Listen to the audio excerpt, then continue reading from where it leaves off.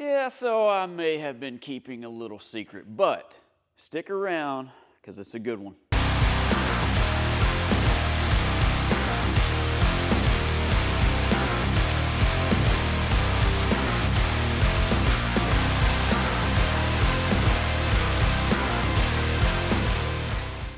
So I'm just getting back from Fuller Shop, co-host with me on Car Fix. Me and Brian do a lot of stuff together. Good friend of mine, and always coming up with these creative ideas that we're always spitting back and forth. And every time I get on the phone with that guy, he goes, "Hey man, I got an idea." And I mean, he'll make it happen too. So just got back from a week over there where we're building this car called the Fleetwood that Brian designed. He's got the wood buck done over there. A lot of design time in that. And then he got with Tom Speed over at Saltworks Fab, and they've got the figure machines where you really need to go check this out. Hopefully we can do a video on it soon. Basically where you can make any sheet metal part. It's not a print. It's basically the way that I could explain it to you without you seeing it is you basically have a big round needle on a machine. You program your part in there. The machine clamps this big piece of sheet metal and it will go in and just pressure and can design a part, a fender, a hood scoop, any panel you can think of. This thing can make it, and it's unbelievable. So hopefully we're going to be bringing you a little bit of that content soon so you can see what's going on. But that's not the secret.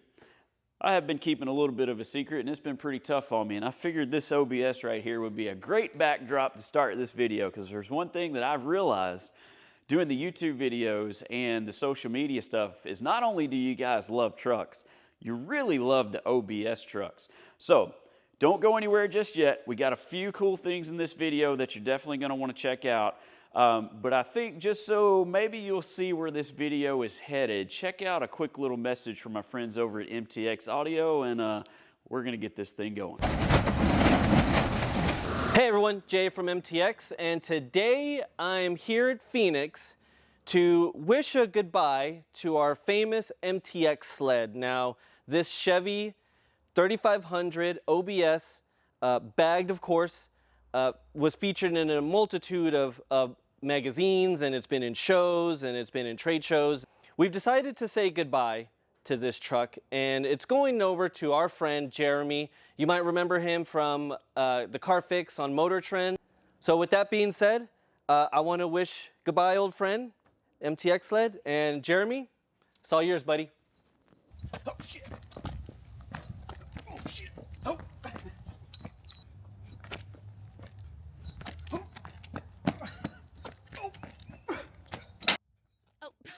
Jeremy, I literally can't throw it. I'm so stressed out. So now I'm out of breath and I've been running down keys, so got a good laugh out of it though. That was funny. All right, so here's what we've got. 1992 OBS truck. MTX Audio had this truck for a long time. I want to thank those guys over there, especially Jason making all this happen. We work with Jason a lot, good friend and awesome dude. So we've got some pretty cool stuff that's going to go down with this four-door OBS truck. I've been looking for one of these four-door trucks for a while to build, and this one kind of fell in our laps. All right, so starting off with the obvious, we've got a four-door. So what I've been able to find out about this one so far is this actually started life as a 3500 truck. So a lot of times when you see a four-door, there was a company back then, I think they were called Centurion. And you could send your truck over to them and they would convert it to a four-door. You get a certificate, all that good stuff. I believe that's who that was.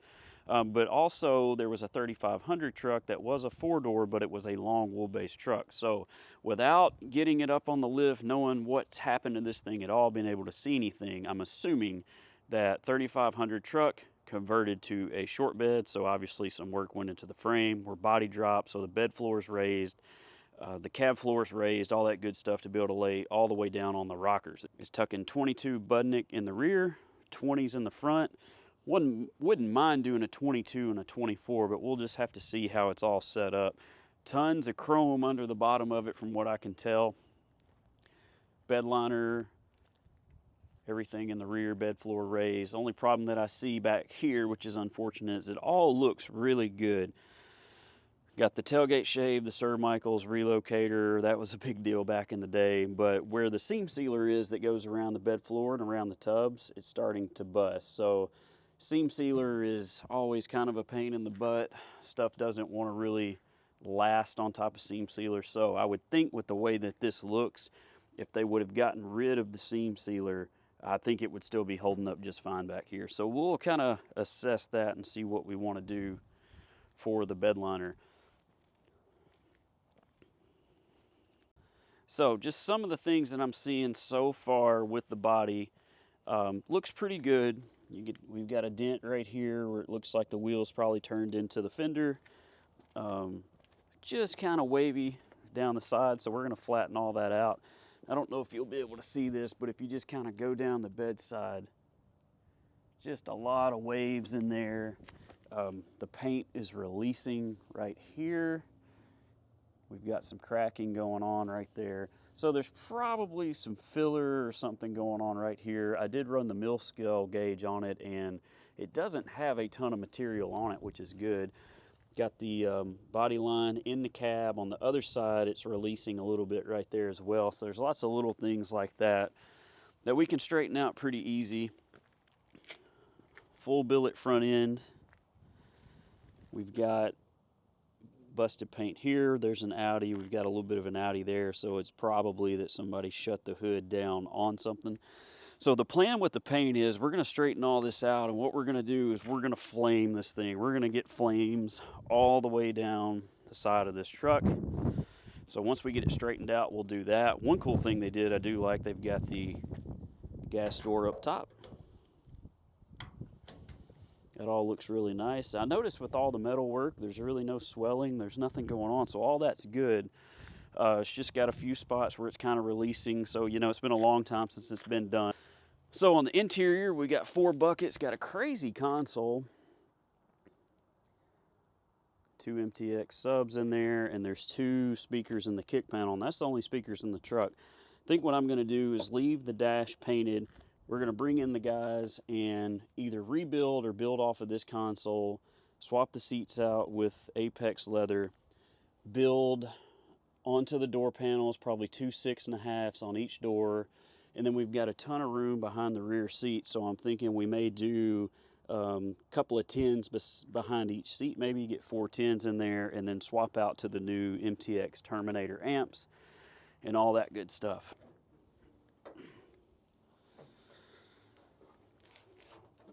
So under the hood, you can see it's already LS swapped. LS1, so, you know, that's from a while ago, so not a ton of power out of those, but man, do they run great. This one sounds really smooth. Everything looks good. It's got the street and performance package on it for the accessory drive and all that. Those guys were out of Arkansas, and if I'm not mistaken, I think that they're out of business now, but tons of chrome on this, control arms, everything have been chromed, everything's painted, so somebody really invested a lot of time and a lot of money into this truck.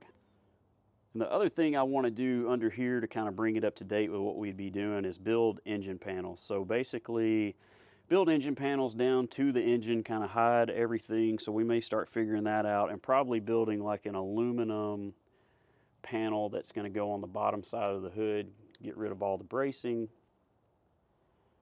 definitely clean it up a lot. So that's just a quick walk around. We'll definitely dive a lot deeper into this, but I want to get it inside, see if we can get it on the lift. I think where I have my lift kind of catty-cornered in there, and as long as this is, I'm not so sure we can get it on the lift. If we can't, we'll get it in there, get it on some jack stands, and get it up. The first thing I want to do in this video is just try to get everything to where we can drive the truck. So I've noticed right out of the gate that when you air the truck out, the front valves are stuck open, it's airing itself back up. So I definitely don't want to go driving with full pressure in the front. That's not fun if you've ever done that. Rides like there's no suspension at all. But with the air ride, when you've got it right, it rides so smooth. So I want to get it in there, check that. I want to go check the fluids. Just make sure everything is safe to drive the truck. So if we get under there, we can check where the battery's at, make sure all that stuff's safe, all the wiring's good, check the brakes, all that fun stuff. So we need to just try to see if we can get it into the shop, get it on the lift, and hopefully, maybe in this video, we can get it to the point we can just go cruise it down the road. I think it'd be fun to cruise it before we start getting into it. And I definitely want to try to get everything straightened out and done on the body and all that before we bring all the guys in and do this full interior build. So let's see if we can get it in the shop. We'll try to get it on the lift, and we'll see what the bottom's like.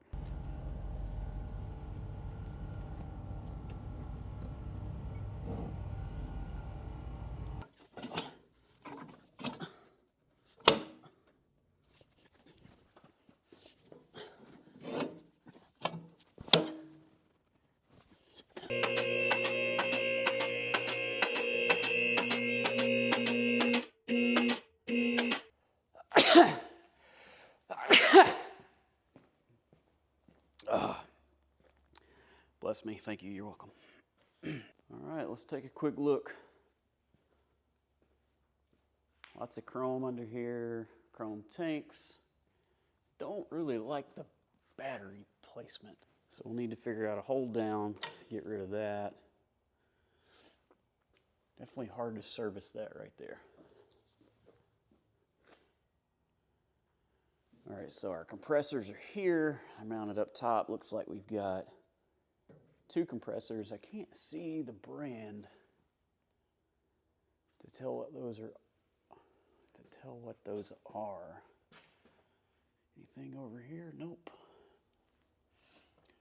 Hard lined into the tank, that's good. Rear end painted. Drums are chrome, shocks are chrome, trailing arms chrome, lots of chrome. Gas tank's painted, but that needs to be redone. The bottom I'm not gonna stress about too much because we do want to drive it.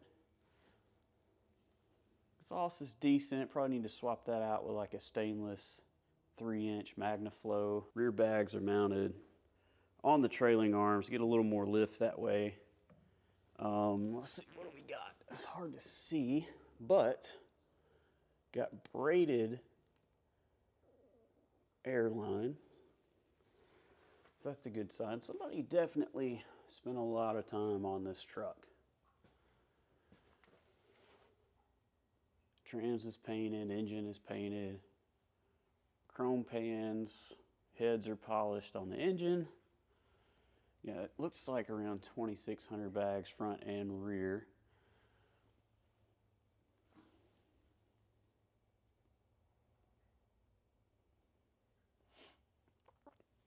Is tight. Those bags are almost touching at full lift, so we'll have to check that on the ground. May have to make some adjustments there. Sway bar, all that stuff's chrome. Obviously the frame's all painted up. So just lots of cleanup under here, I think, and we'll be okay. I mean, we do have some rash, but you know, we're probably gonna drag the shit out of this thing anyway, so not too worried about that. So yeah, I mean, just getting a quick walk around outside, in here, getting it on the lift. We've been under here for, you know, what, a minute? Somebody definitely went all out on this truck. I mean, and then some of the show pictures that I'd been sent over, I mean, it looked like it was really nice. So I think we can just dial it back in. We're not gonna necessarily take it completely over the top because, you know, it is gonna get some rash on the bottom because it lays all the way down, but we're gonna get the paint a lot better. We're gonna redo the interior, build some engine panels, get it all cleaned back up under here, and hopefully we've got a good show truck that we can drive anywhere we want. So here's the first thing that we're gonna do. I think I mentioned it out there, but the front valves are stuck open. So when we set the truck all the way down, it's slowly just airing itself back up in the front. So the first thing we're gonna do when we have something like that happen is we're gonna see if we can locate these valves. I see them, they're right above us. We're gonna see if each corner is controlled independently or if we just have one valve going to the front. So we should have an up valve and a down valve at least. And what's happening is that up valve probably has some dirt, some grime stuck in it, and it's just not allowing it to close all the way, and it's staying open, and it's just letting air run to the front until it fills all the way up. So one thing we can try is we can remove this up valve, we can take it apart, and we can clean it. I can't tell right now what valves those are. They look like 1/2-inch valves though, so that's good. We get quick movement out of that. The small line's right there, that's running up to our gauges to let us know how much pressure in our bags. Those 2 gauges are in the console. Then we're hard lined out of those into the tank. And the one thing that I've not seen,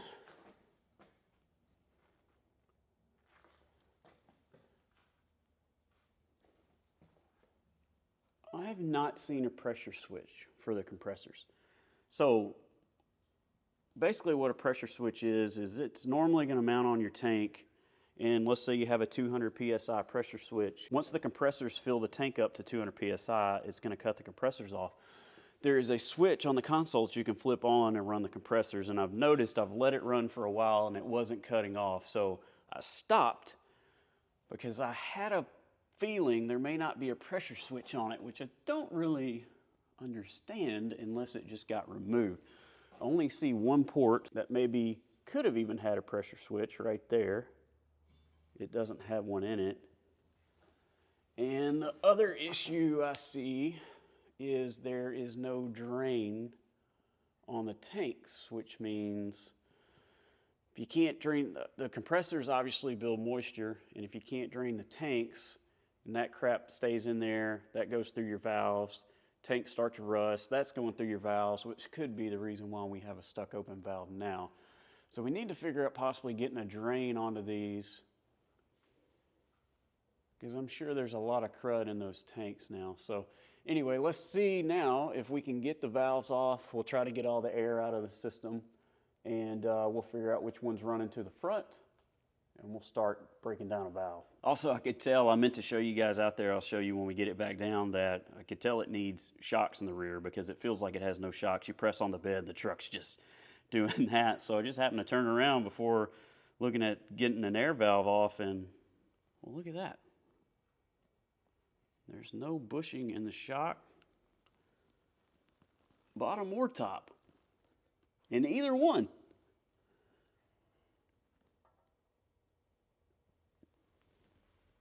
So that gets me to thinking, why? Could be dry rotted, could have fell apart. We'll run this, we'll grab this part number and stick a couple more shocks on it. Okay, so I thought this might be quick and easy. I was just gonna see, where the valves were, where the airline was running. I'd know which valve was which, but the airlines run right into the frame, and they run inside the frame all over the place. So when I go to the front of the truck and I go to the rear bags, I cannot trace where it's coming from and where they're leaving. So one quick way I think I can do this, these are our dump valves. So you can see how they're open in the end. So when we hit the switch to let the truck down, the air releases out of this valve. So let's stick a piece of tape on each one of these. I'll go hit this front switch, and maybe it'll blow or bust the tape, and we won't have to look around too much. All right, so I grabbed some of my Endasa tape, one of the really thin rolls that they have. We're just gonna lightly stick that on there.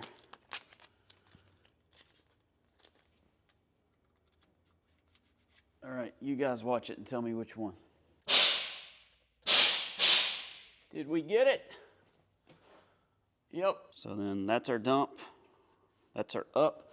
So now we have to try to get that apart, which I figure would be really easy. When we do these air ride suspensions, we always try to make them where it's really easy to work on them.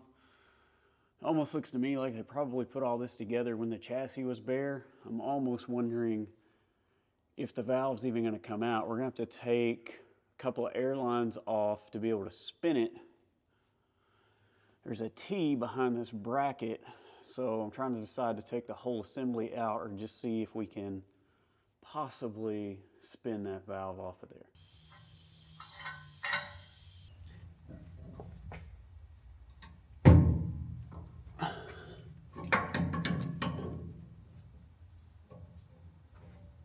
Oh, in the bed.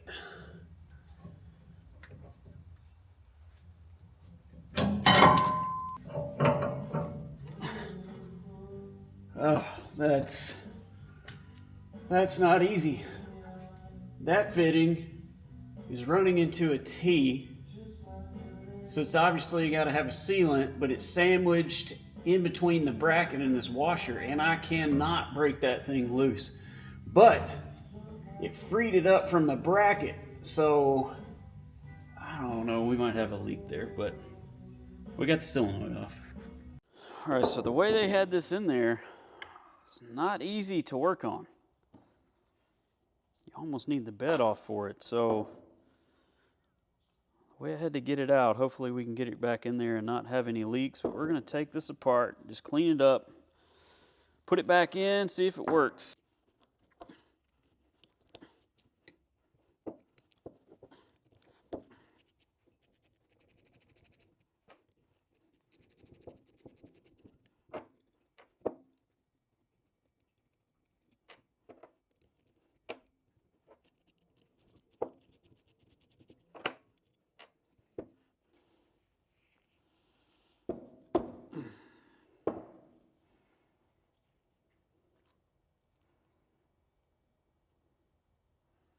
Lots of nasty stuff in there. Should have a spring in here. Yep, there it is.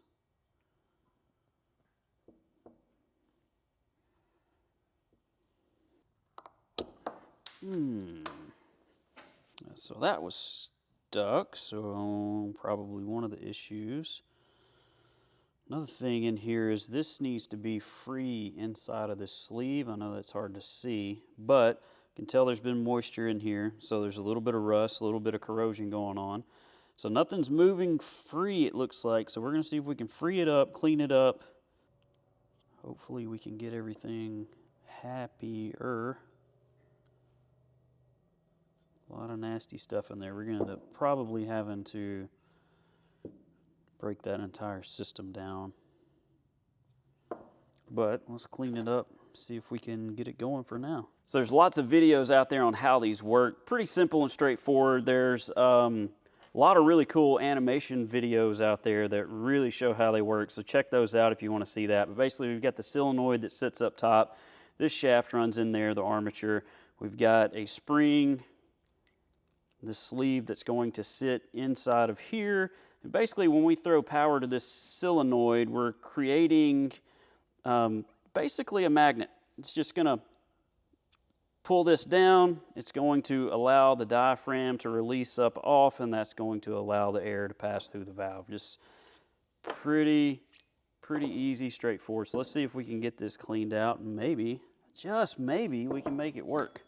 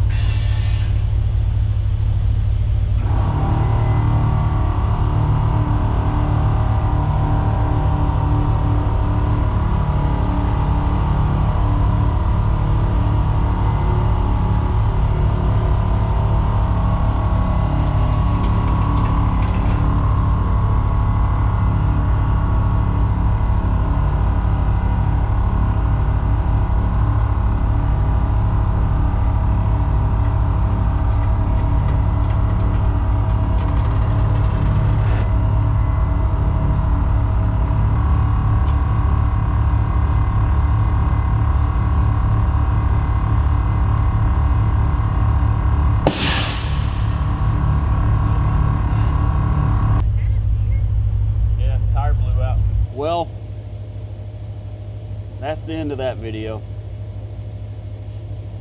Our shocks came in. Right as I was about to back the truck out, the shocks came in. I drove it back in. I put the shocks on it, pull it outside. I'm like, all right, we're about to go on a little cruise. And noticed the front tire was flat. Went to put a little air in it. Probably didn't get but about 20 pounds in it, and she exploded. Man, you talk about scared. That scared the hell out of me. We already have Continental tires on the way, but they're not gonna be here in time for this video. So we got the valves fixed. We got to check the truck out. We got to wait on tires to drive it. My plan was to drive it down the road, bring it back, and we'd start the next video by starting to block the sides of the truck and get it all nice and flat, but looks like we might not be driving it. Dang. Well, anyway, what do you do? Can't do anything about it. And don't forget to enter that Vim tool giveaway. Comment Vim tools on this video. We're giving those 2 socket sets away on March the 10th. We got shirts on the website, and that's it. See you later.